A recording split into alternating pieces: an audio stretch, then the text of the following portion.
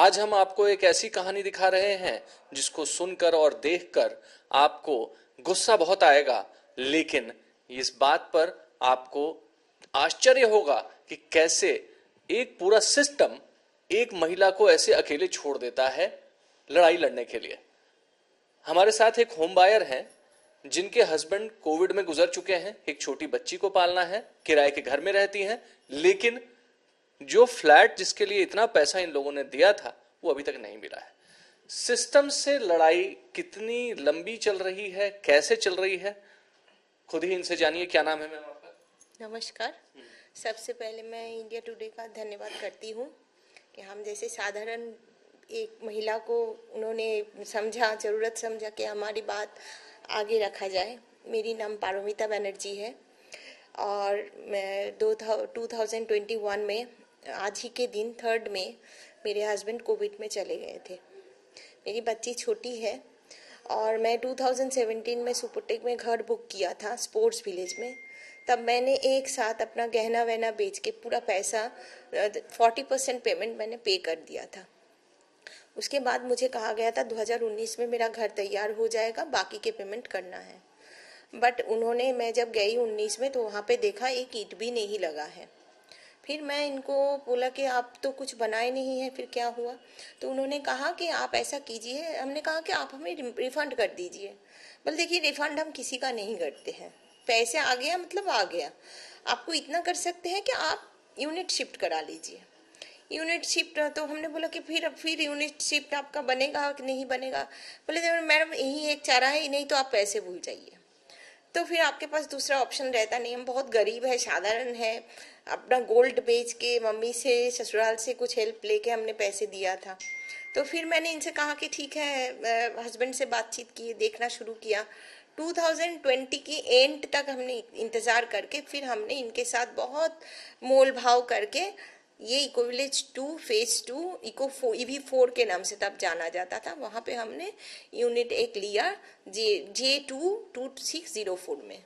तब हस्बैंड थे तो टोटल 33 लाख बैठा। और इन्होंने बोला कि जो मैंने कहा कि ठीक है, इन्होंने बोला एक स्कीम है, रेंटल स्कीम, जिसमें आपको रेंटल एकोमोडेशन दिया जाएगा और आपको 25 PDC देना होगा, 10% फिर से आपको एक साथ देना होगा। आप इंटरेस्ट फ्री रहोगे, आपको बैंक से लोन नहीं लेना होगा। सबको ये ऐसे मनभावन सपना है कि सबको लालच आएगा। हमको भी लालच आया। मेरे हस्बैंड कोरोना में चले गए हैं और मुझे सिर्फ तारीख मिल रहा है न्यायालय से, आरपी से, मेरे रिजोल्यूशन प्रोफेशनल जो है उनसे मुझे मिला है खाली केवल मात्र समय समय समय। लेकिन हमारा मीटर चालू है, मैं EMI पे कर रही हूँ, मैं रेंट दे रही हूँ, मैं मेरी बच्ची की 10,000 फीस दे रही हूँ एंड आई एम जॉबलेस। मैं एक हाउस वाइफ हूँ। मेरे हस्बैंड जब गए थे तब से लेकर अब तक मैं इतनी कैपेबल नहीं हूँ कि मैं आप जाके एक छोटी बच्ची को घर में छोड़ के मैं जॉब करने जाऊँ। तो आप मुझे बता दीजिए, सिस्टम को पता चलने के बाद प्रशासन से, शासन से मुझे संपर्क किया गया। मैं यहाँ वहाँ भटकी, मैं श्री अरविंद कुमार जी से मिली। उन्होंने मुझे बहुत सहानुभूति से मेरी बात सुनी, समय दिया, मुझसे पूछा क्या है। उन्होंने सारा चीज वेरीफाई किया। उनको भी लगा कि मेरी केस, लेकिन कहीं ना कहीं जाके उन्होंने अपनी बेबसी बता दी कि सरकार बेबस है, कानूनन अड़चन है। जब मेरे ओजस्वी मुख्यमंत्री वो ही इस रसूखदार के आगे बेबस है और ये हम जैसे गरीबों को उतने नामचीन वकील दिखा दे रहे, वकीलों की फौज है, तो हम जैसे गरीब जिसके पास खाने को रोटी नहीं है, नमक से ज्यादा दाल की औकात नहीं है, वो उससे फाइट कर पाएगा? तो उसे और क्या चाहिए होगा? डिग्निटी के साथ वो जी नहीं सकती है। वो फिर वो क्या मांगेगी, क्या मांगेगी वो? क्योंकि ये मैंने वहां पे लिखा है, अगर आपने मेरा ट्विटर पढ़ा होगा, कि आपके शासन, प्रशासन, आइन कोई भी हमें सुरक्षा नहीं दे सकता। हमें दे सकता है तो इंतजार, तारीख, तारीख पे और तारीख। तो आप बता दीजिए, मैं इस छोटी बच्ची को लेके मैं क्या करूं? मेरे पास मुझे देखने के लिए जो था मेरा रखवाला चला गया है, और मेरी सासू माँ जो है वो 72 साल की एक महिला है। मैं उनको जाके अपना सर पीटूं कि मैं अपनी बच्ची के पास अपना सर पीटूं? उससे अच्छा है भारत की प्रेसिडेंट जो है वो एक महिला है, सिर्फ वो समझ सकेंगी मेरा दर्द।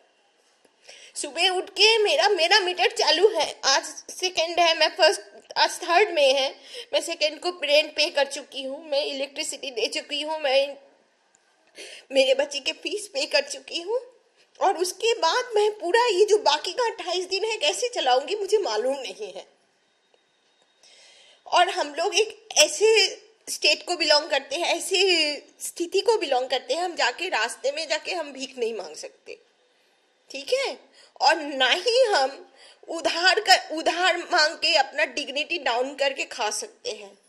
और हमारी जो शासन प्रशासन है वो बेबस है, उन्होंने अपनी बेबसी बता दी कि कानूनन अड़चन है। वो उनके सारे एजेंसीज जो है उनको सुपरटेक जैसे रसूखदार बिल्डर का पता मिलता नहीं है, ठीक है? ईडी हो गया, ईओडब्ल्यू हो गया, सीबीआई हो गया, उनको मिलता नहीं है। होम बायर्स के पैसे क्या किया है कोई जवाब देने वाला नहीं है।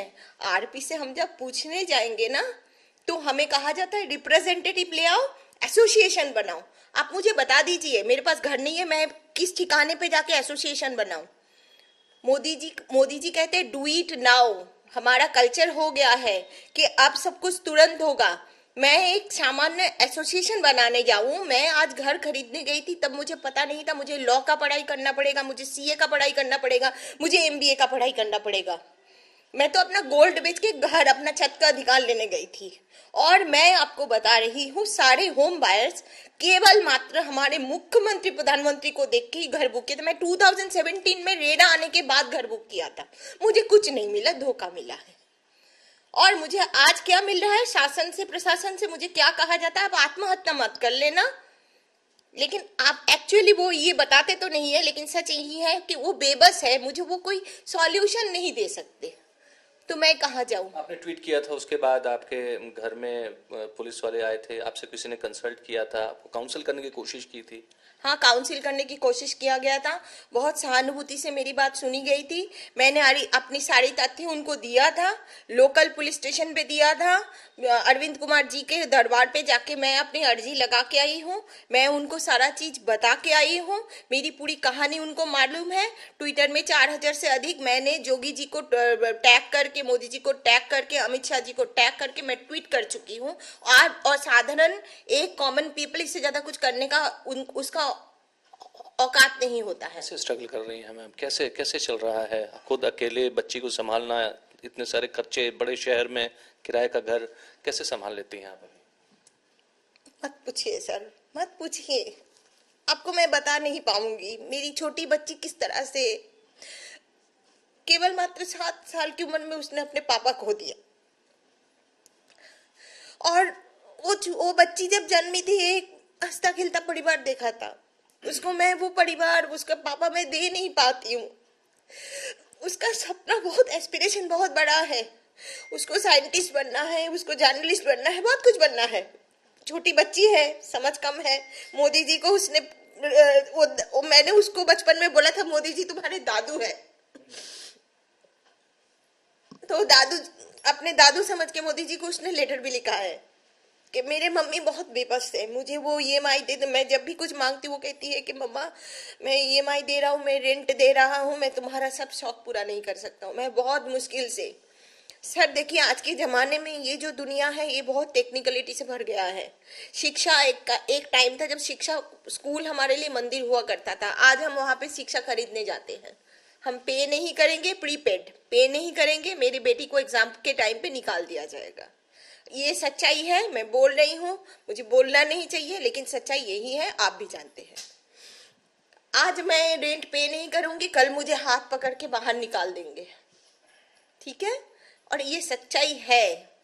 मैं बार बार यही कह रही हूँ कि हमारा मीटर चालू है, हमें घर नहीं मिला है, हमारे जो ढांचा करा है उसमें धूल जम रहा है, उसमें रेन वाटर बरस रहा है। हम देख रहे हैं, हम पैसे दे चुके हैं, हमारे पैसे से दूसरे टावर बनाया, खुला खुला हम लोगों को बोला है। नीतीश अरोड़ा, मैं नाम लेके बोल रही हूँ, मुझे अब इन लोगों से डर नहीं लगता। मैं तो मौत ही मांग रही हूँ, मैं किससे डरूंगी? आप मुझे बता दीजिए। मैं डिग्निटी की मौत इसीलिए मांग रही हूँ क्योंकि मैं डिग्निटी से जी नहीं पा रही हूँ। और मुझे कहीं ना कहीं जाके मुझे ये दिख गया है इन 2 साल में कि हमारे शासन प्रशासन बेबस है, बेबस है। अब आप मेरी खबर दिखाएंगे नहीं दिखाएंगे ये आप पर है, लेकिन सच्चाई यही है सर। और आप मुझे मत पूछिए कि मैं कैसे चला रही हूँ, मैं नहीं जानती हूँ मैं कैसे चला रहा हूँ। थोड़ा बहुत जो जमा पूंजी है उसी को टोक टोक के मैं आगे बढ़ रही हूँ। कुछ रिश्तेदारों की मदद आ जाती है, भीख मांग नहीं सकती हूँ, और काम करने की उम्र भी नहीं बचा है। परिस्थिति नहीं है कि घर में बच्ची को छोड़ के मैं बाहर जाऊं। तो मैं कैसे चला रही हूँ, मैं कैसे स्ट्रगल कर रही हूँ, सिर्फ मैं जानती हूँ, मेरे ऊपर वाला जो ईश्वर जानता है। एक चीज जानिएगा, चाहे मैं हिंदू हूँ चाहे मैं मुस्लिम हूँ, लेकिन हमारे जिंदगी रोजमर्रा के जीवन में ना 3 चीज की जरूरत होता है, रोटी कपड़ा मकान, और चौथा है आपका भगवान। लेकिन वो भगवान ही शायद जब साथ छोड़ देते हैं ना तो उसके लिए कोई नहीं होता। और ये मैं दिखाने के लिए नहीं, ये सच्चाई बयां कर रही हूँ आपको। नहीं तो शासन प्रशासन कहीं ना कहीं जाके चतुर्थ स्तंभ जिसे कहते हैं मीडिया, कोई भी ना कॉमन पीपल के लिए नहीं है। आप बोलिए मुझे, मैं कहाँ से एसोसिएशन करूंगी, मैं कहाँ से होम बायर्स को जुगाड़ करके ले आऊंगी? मैं घर खरीदने गई थी ये सब करने के लिए। इनके जो रावण होता है ना, मायावी होता है, वो 1000 छल करके सीता जी को हरण किया था। इन्होंने भी बहुत सारा ट्रैप, बहुत सारा जाल बिछा के हम लोगों को ट्रैप किया है, और हम लोग जो है फंस चुके हैं। हम लोग बहुत छटपटा रहे हैं, लेकिन हमें सुनने वाला कोई नहीं है, कोई नहीं है। सिर्फ आप लोग हो जो हमारी बात पहुंचा सकते हो। कहीं ना कहीं जाके हमें ना मरने के लिए छोड़ दिया गया है कि इन्हें छोड़ दो, इनका तो टावर तो वैसे ही इनकम्प्लीट है, इन्हें छोड़ दो। आज पुण्यतिथि है आपके हस्बैंड की, जब ये हुआ था उसके बाद से कोई फाइनेंशियल मदद आपको कहीं से नहीं मिल पाई? नहीं, मेरे हस्बैंड प्राइवेट जॉब करते थे, और प्राइवेट जॉब में कुछ मिलता नहीं है। उनका पीएफ जो कहते हैं वो भी नहीं था, तो मुझे कहीं से कोई मदद नहीं मिला है, और मैं उम्मीद भी नहीं रखती हूँ। मुझे मेरा हक का, मेरा अधिकार का मुझे घर दिला दिया जाए, मेरा घर मुझे दिला दिया जाए। नहीं तो मैं आपके माध्यम से राष्ट्रपति साहिबा को फिर से मैं वही कह रही हूँ कि आपके शासन प्रशासन आइन जो है वो बहुत बेबस है। वो हम लोगों को 10 साल 15 साल तारीख दे सकते हैं, लेकिन हमारे साथ इंसाफ नहीं कर सकते हैं। तो अब मैं उतने दिन तक मैं डिग्निटी के साथ नहीं चला पाऊंगी, मैं नहीं चला पा रही हूँ। प्लीज समझिए। और ये जो आंसू है, इससे आपको खून दिखाई नहीं दे रहा, लेकिन ये खून ही है। और मेरे हस्बैंड का जो अरमान पूरा नहीं हुआ, मेरा जो ये हाल है, इसके लिए सिर्फ और सिर्फ ये कंपनी सुपरटेक दायी है और कोई नहीं। जो मेंटल स्ट्रेस से मैं गुजर रही हूँ, इसके लिए 2 साल, आज ठीक 2 साल हो गया।